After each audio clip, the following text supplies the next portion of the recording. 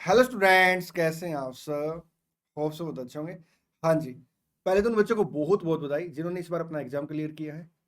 अगर मैं बात करूँ सीए फाइनल की, तो सीए फाइनल में एफआर एक ऐसा एग्जाम है, एफआर एक ऐसा सब्जेक्ट है जो सबसे ज़्यादा स्कोरेबल है। लेकिन कुछ स्टूडेंट एफआर में अच्छा स्कोर नहीं कर पाए। मैं इस वीडियो में उन बातों को डिस्कस करूंगा जो स्टूडेंट के साइड से गैप रह गए हैं।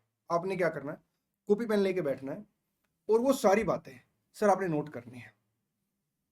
ये वीडियो हर उस स्टूडेंट के लिए रेलिवेंट है जिसका अटेम्प्ट नवंबर 24 में, चाहे आप फर्स्ट टाइम एग्जाम दे रहे हैं या आप ऑलरेडी एग्जाम दे चुके हैं। जो बातें मैं आपको बोलूंगा आपने क्या करना, एक पेपर पर लिखनी है और सर उस पेपर को ना दीवार पे चिपका लेना है। जब भी आप एफआर की पढ़ाई करें ना, तो आपने उन बातों को ध्यान रखना है। वीडियो को आगे बढ़ाने से पहले एक दो बातें और बता देता हूँ। एक तो बेटा मेरा आज ना गला खराब है, बल्कि 2-3 दिन से गला खराब है, तो आपको आवाज में कुछ भारीपन लग सकता है। हमने अभी कुछ टाइम बिंग के लिए सीए फाइनल एफआर का जो अपना exam oriented fast track batch है, उसकी फी बड़ी नॉमिनल कर दी है। 6 मंथ की वैलिडिटी की जो फी है वो आपका 4,999 है और 1 ईयर की वैलिडिटी की जो फी है वो 6,999 है। मैं आपको बता दूं, जो ये फास्ट ट्रैक बैच है ना, इसमें 100% सिलेबस कवर है। और ये मेरी वर्डिंग नहीं बल्कि स्टूडेंट की वर्डिंग है कि सर जहां से हमने पहले रेगुलर कोर्स ले रखा था ना, इसमें उससे ज्यादा कवरेज है। टाइमिंग के लिए हमने क्या किया, रेगुलर जो बैच है उसकी फी भी कम कर दी है। 10 मॉक टेस्ट रहेंगे, 8 मॉक टेस्ट आपके यूनिट टेस्ट रहेंगे और 2 मॉक टेस्ट आपके फुल सिलेबस टेस्ट रहेंगे। और ये जो मॉक टेस्ट है ये मैं खुद इवेल्यूट करके आप लोगों को दूंगा। और मैं आपको बता दूं, इसके लिए कोई अलग से फी नहीं है, इसी फी के अंदर सर ये मॉक टेस्ट है। चले जी सर, आइए अब डिस्कस करते हैं वो सारे के सारे गैप जो स्टूडेंट की साइड से रह जाते हैं और आपने उन गैप को बिल्कुल भी नहीं रखना।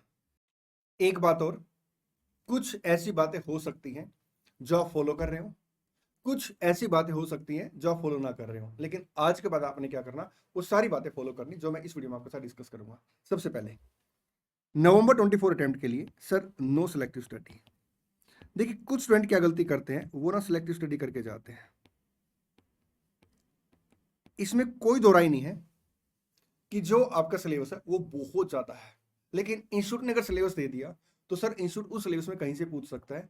आपने क्या करना, बिल्कुल सिलेक्टिव स्टडी नहीं करनी है। और मैं आपको बता दूं, अगर आप अभी से ना इस माइंडसेट के साथ पढ़ाई करोगे ना कि हमें कुछ भी टॉपिक छोड़ के नहीं जाना है, कोई चैप्टर छोड़ के नहीं जाना है, तो सर आप ना पूरा सिलेबस बिल्कुल आराम से कवर कर लें, क्योंकि अभी अपने पास टाइम है। अब सिलेक्टिव स्टडी के अंदर भी सर दो चीजें आती है। एक तो क्या होता है कि कुछ स्टूडेंट ना कुछ चैप्टर छोड़ के चले जाते हैं, और एक क्या होता है कुछ स्टूडेंट क्या करते हैं, चैप्टर तो सारे कर लेते हैं लेकिन हर चैप्टर में से या कुछ चैप्टर में से कुछ क्वेश्चन छोड़ देते हैं। आपने क्या करना सर, आज से सर डिसाइड कर लेना है कि कोई सिलेक्टिव स्टडी नहीं, इस बार आपने सिलेबस पूरा कंप्लीट करना है। ऐसा भी हो सकता है आपके किसी फ्रेंड ने ना सिलेक्टिव स्टडी की हो और वो पास हो गया हो, लेकिन मैं आपको बता दूं ऐसे स्टूडेंट की ना परसेंटेज बहुत कम होती है। और सर वो कभी कभी किसी किसी टाइम पे तुक्का लगता है, वो हर टाइम पे तुक्का नहीं लगता, इसलिए आपने क्या करना, सिलेक्टिव स्टडी बिल्कुल नहीं करनी है। Second sir, most important point है, कई स्टूडेंट के ना कॉन्सेप्ट में क्लैरिटी नहीं होती। और मैं आपको बता दूं, जब तक कॉन्सेप्ट के अंदर क्लैरिटी नहीं होगी ना सर, बात नहीं बन पाएगी।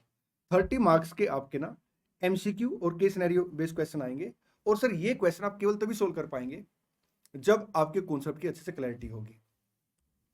कॉन्सेप्ट के लिए आपने बेसिकली क्या करना है सर, देखिए अगर कोई कॉन्सेप्ट बड़ा है या कोई टफ कॉन्सेप्ट है तो आप क्या करेंगे सर, उसे पार्ट में तोड़ लेंगे और हर पार्ट के साथ सर कोई ना कोई एग्जांपल कवर कर लेंगे। मैं आपको एक बात और बता दूं, आप ना अगर 1000 क्वेश्चन भी कर लोगे ना और अगर कॉन्सेप्ट वीक है तो सर कॉन्फिडेंस कभी भी नहीं आ पाएगा।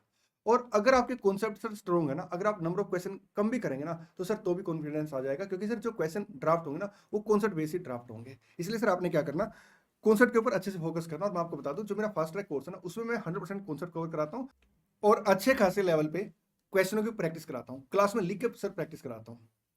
तो आपने क्या करना है, आज के बाद सर जब भी आप पढ़ाई करें ना तो कॉन्सेप्ट पे अच्छे से फोकस करना है। थर्ड, देखिए दोस्त, अगर आप आज मेरे से पूछोगे ना सर नवंबर 24 का एफआर का एग्जाम कैसा आएगा, तो मैं अभी आपको बता देता हूँ। इवन आपको मैं ना मई 25 का एग्जाम भी बता देता हूँ। आपका पेपर लेंथ ही आएगा सर, वो तो पता है बेटा। जब वो पता है तो फिर आप प्रैक्टिस का गैप क्यों रखते हो? कई सारे स्टूडेंट ऐसे हैं सर जो ना प्रैक्टिस नहीं करते क्वेश्चनों के ना, वो क्या करते हैं सर, ऑडिट करते हैं। एक साइड क्वेश्चन रख लिया और एक साइड आंसर रख लिया, ये भी आ गया, ये भी आ गया, ये भी आ गया, ये भी आ गया, जब सब सामने आंसर है तो सर ऑटोमेटिक आपका माइंड क्या करेगा सर, स्ट्राइक कर जाएगा। आपने सर प्रैक्टिकल क्वेश्चन को सोल्व करके देखना है।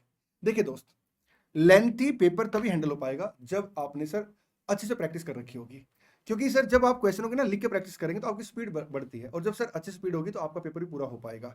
तो थर्ड जो स्टूडेंट की साइड से गैप देखा गया ना, वो देखा गया सर आपका ना sir lack of practice and lack of revision.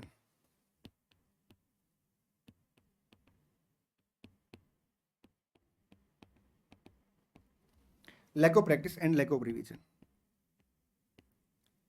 Sir जब आप क्वेश्चन में प्रैक्टिस करें ना, तो कुछ बातें आपने ध्यान रखनी है। एक तो कई स्टूडेंट क्या गलती करते हैं कि क्वेश्चन ना ऑडिट करके देखते हैं। सर आपने ऑडिट नहीं करना, आपने क्या करना सर, क्वेश्चन को सोल्व करके देखना है। कुछ स्टूडेंट क्या गलती करते हो, क्वेश्चन सोल्व करके देखते हैं, लेकिन वो ना सर सिमिलर टाइप के क्वेश्चन बड़े सारे कर लेते हैं। मैं आपको बता दूं सर, सिमिलर टाइप के क्वेश्चन आपने लिख के प्रैक्टिस नहीं करने, आपने सर डिफरेंट वैरायटी के क्वेश्चनों की लिख के प्रैक्टिस करनी है। अगर सर क्वेश्चन सिमिलर है तो आप क्या करेंगे सर, एक क्वेश्चन कर लेंगे और बाकी क्वेश्चन का ऑडिट कर लेंगे। ठीक जी सर। सर कम से कम ना आपने क्या करना, 3 बार रिवीजन करना है। 3 रिवीजन सर मस्ट है, और आप अभी से सर प्लान करके चलेंगे कि 3 रिवीजन को आपने कैसे मैनेज करना है। मैं आपको बता दूं, मैं अपने बैच के अंदर ना सर कम से कम भी ना 4 से 5 बार रिवीजन क्लास के साथ साथ कराता हूं। तो आपने क्या करना सर, प्रैक्टिस को बढ़ाना है। प्रैक्टिकल सब्जेक्ट को, या मैं कहूं न्यूमेरिकल क्वेश्चन को सर आप फास्ट कैसे सोल्व कर सकते हैं, कम टाइम में सर ज्यादा क्वेश्चन कैसे सोल्व कर सकते हैं, इसकी एक डिटेल्ड वीडियो मैं आपके साथ अलग से शेयर करूंगा।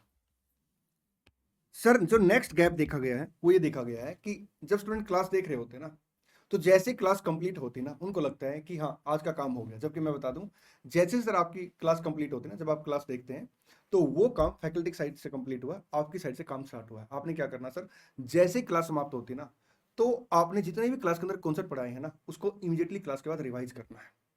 देखिए, आपने आज एक क्लास अटेंड की, ठीक, जैसे ही सर क्लास खत्म होती है ना, उसके बाद अगर आप पूरी क्लास के कॉन्सेप्ट को रिवाइज करेंगे ना, तो मैक्सिमम आपको 10 to 15 मिनट्स लगेंगे, मैक्सिमम 15 मिनट्स लगेंगे। ठीक, अगर आप सेम कॉन्सेप्ट को नेक्स्ट डे रिवाइज करेंगे ना, तो इट में हैपन सर कि 45 मिनट्स लग सकते हैं, 1 आवर लग सकता है।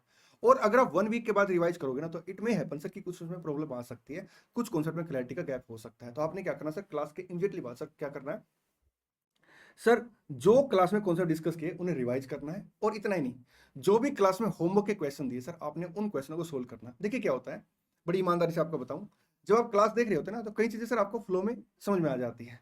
अब सर वो चीजें आपको कितनी क्लियर हुई है, जब तक आप खुद से क्वेश्चन की प्रैक्टिस नहीं करके देखेंगे सर तब तक बात नहीं बनेगी।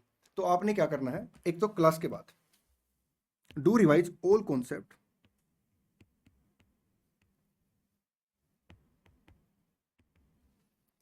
immediately after the class.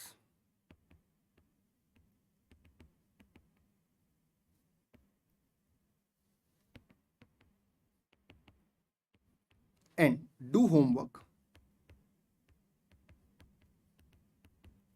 And do homework on the same day.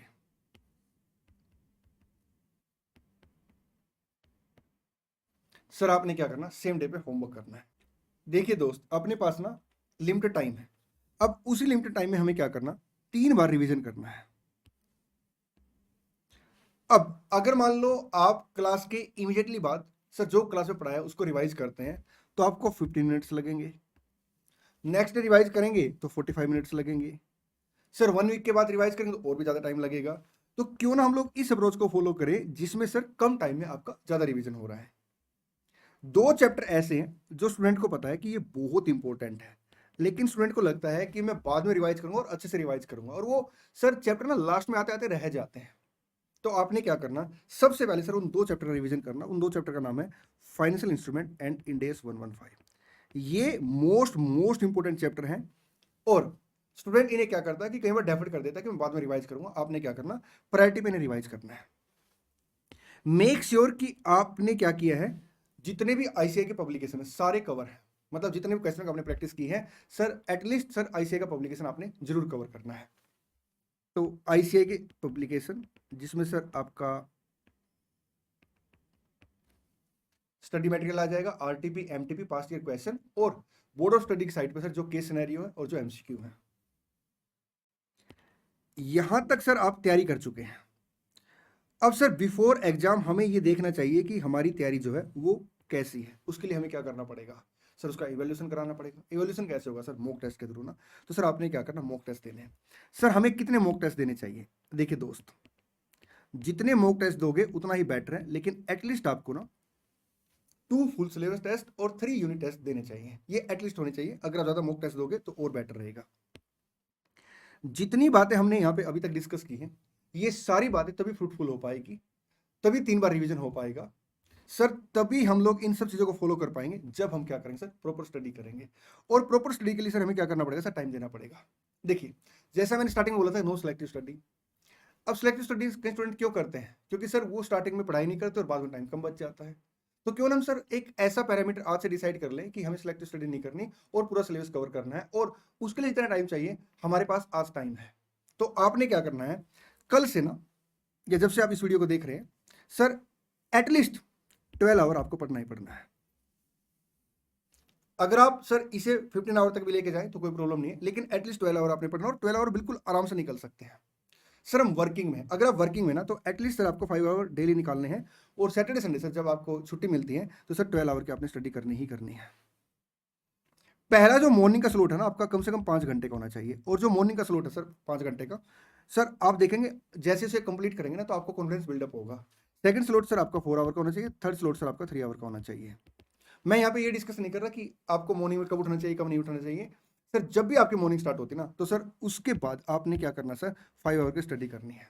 जैसे सर ये स्लॉट कंप्लीट होगा ना, आप देखना आपका कॉन्फिडेंस बिल्डअप होगा, और आपको सर मोटिवेशन मिलेगा कि हाँ आज 12 आवर आराम से स्टडी हो जाएगी। ठीक, एक बात और, जब भी आप पढ़ाई करने बैठे ना तो सिर्फ पढ़ाई करें। सर हम सिर्फ पढ़ाई करते हैं, बस क्या होता है कि जैसे हम पढ़ाई कर रहे हैं ना, फोन आ गया, हमने फोन उठा लिया, घर वालों ने कुछ काम बोला छोटा मोटा, हम वो काम करके आ गए, किसी ने आवाज लगाई दोस्त ने, हम उसके साथ 5 मिनट के लिए घूमने चले गए। दोस्त ये चीजें खत्म कर दो, क्योंकि ये चीजें ऐसी हैं आपको पता ही नहीं लगता कि आपका कितना टाइम वेस्ट हो गया है। 12 आवर का मतलब ये है कि 12 आवर का आउटपुट होना चाहिए। और मैं आपको बता दूं, अगर आप ना इन चीजों को अवॉइड करोगे ना अभी से ही, तो सर आपको हैबिट बन जाएगी, आपका पूरा कंसंट्रेशन बनेगा पढ़ाई के लिए, और आप कंसिस्टेंसी आराम से फॉलो कर लेंगे। कंसिस्टेंसी फॉलो करने का सबसे आसान तरीका है, आप उसे कभी टूटने मत दो। आज आपने डिसाइड कर लिया कि मैंने 12 आवर की स्टडी करनी है, और अगर कोई काम होगा तो मैं इसके बाद करूंगा। आपकी जो प्रायोरिटी है सर ये होनी चाहिए। एक बात और, मोबाइल बिल्कुल सर अपने से दूर रख दो, क्योंकि मोबाइल ना बहुत ज्यादा टाइम वेस्ट करता, आपको पता भी नहीं लगता। सर हम क्या करें, हम तो मोबाइल में क्लासेस देखते हैं, फिर आप ना उसे एज ए सर डिवाइस मान के चले क्लास के लिए, और जैसे क्लास समाप्त होती है सर आप उसे दूर रख देंगे। एक काम और करें, आप अपने प्रति ईमानदार रहें। आपने वीक के अंदर क्या करना सर, एटलीस्ट वीक के अंदर ना एक चेकलिस्ट बनानी है कि कौन कौन सी ऐसी चीजें थी जो मेरे को फॉलो नहीं करनी चाहिए थी, मैंने फॉलो कर ली, कट करें। कौन कौन सी ऐसी चीजें थी जो मेरे को फॉलो करनी चाहिए थी, सर आप उसे फिर आगे फॉलो करें। कहां कहां हमारा टाइम वेस्ट हुआ, जहां पे टाइम वेस्ट नहीं होना चाहिए, सर उन चीजों को नोट करें। आप अपने प्रति ईमानदार रहें, और सर वीक में एटलीस्ट एक बार इवेल्युएट करें कि क्या मैं 12 आवर की स्टडी कर रहा हूं, और अगर हाँ कर रहा हूं तो क्या मेरा उतना आउटपुट है या नहीं है। आप देखना दोस्त, अगर आप एक बार ना अपने आप को इवेल्युएट करोगे ना वीक में, तो नेक्स्ट वीक के लिए सर आपको एक पैरामीटर मिल जाएगा कि हाँ यहाँ पे मेरे को टाइम वेस्ट नहीं करना, ये चीजें मेरे को फॉलो करनी है। चलिए आज की वीडियो में इतना ही, मिलते हैं नेक्स्ट वीडियो में। Thank you so much, all the best, good best.